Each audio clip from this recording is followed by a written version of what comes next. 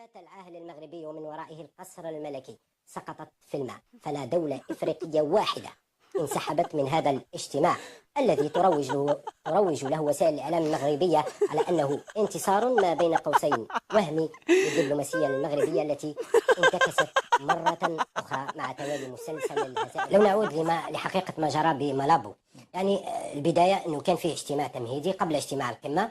الممثل المملكة المغربية احتج على تواجد ممثل الجمهورية العربية الصحراوية في هذا الاجتماع التحضيري. بعده مباشرة وانسحبت معه وفود تمثل دول خليجية معروفة بدعمها للأطروحة الاستعمارية للمملكة المغربية للأراضي الصحراوية المحتلة. تحليلكم لهذه العربية الصحراوية بالجزائر. بشرايا حمودي، مساءك سعيد سيدي الكريم. مساء الخير. أهلا بك في بلاطو نقاش على المباشر. هنا نتحدث عن انتكاسة الدبلوماسية المغربية التي تحاول الترويج لانتصار مزعوم إن صح التعبير في مالابو. الكل شاهد تفاصيل هذه المهزلة إن صح التعبير. بعض الدول العربية خاصة الدول الخليجية انسحبت من هذه القمة احتجاجا على تواجد الجمهورية العربية الصحراوية في هذه القمة. قراءتكم سيدي الكريم كمرحلة أولى لهذه أكثر من 20 دولة كانت حاضرة في هذه القمة دعمت الأطروحة المغربية وانسحبت من هذه القمة. سيدي الكريم، نذهب إلى نقطة مهمة تتعلق الجميع على مدار السنوات الأخيرة كان يرى في موقف خليجي متزن نوعا ما، متحفظ في بعض الأحيان، لا يلقي بثقله وثقله المالي والسياسي والدبلوماسي من أجل دعم الأطروحة الاستعمارية للمملكة المغربية. لكن على الأقل خلال سنتين الفارطتين الدول الخليجية، يعني كما يقال هنا في الجزائر بالعامية خرجتها طي طي، يعني أصبحت تدعم الأطروحة الاستعمارية للمغرب، أصبحت تجند حتى شركاتها الاستثمارية لدعم المغرب حتى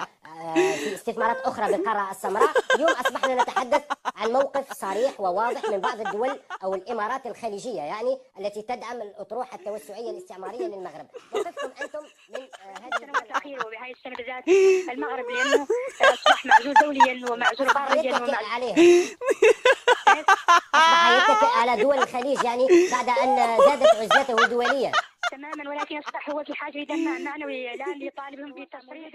الرئيس المصري، الرئيس الموريتاني، الكويت، كل الرؤساء كانوا موجودين والمغرب وحلفائه كانوا خارج الغاعه، وبالتالي هو فشل ولا يغيرون شيئا.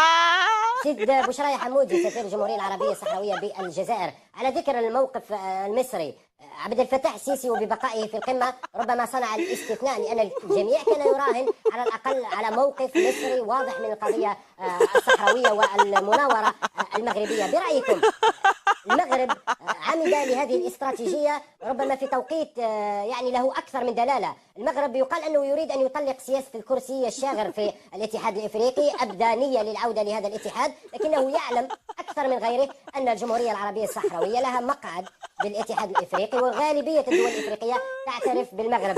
برأيك الاستراتيجية أو المناورة المغربية الجديدة بتواطؤ خليجي المغزى منها، المغزى الحقيقي، هل أرادت الرباط تقسيم القارة الإفريقية وبالتالي كما قال سيد عبد العزيز الرحابي تجميع بالجامعة العربية؟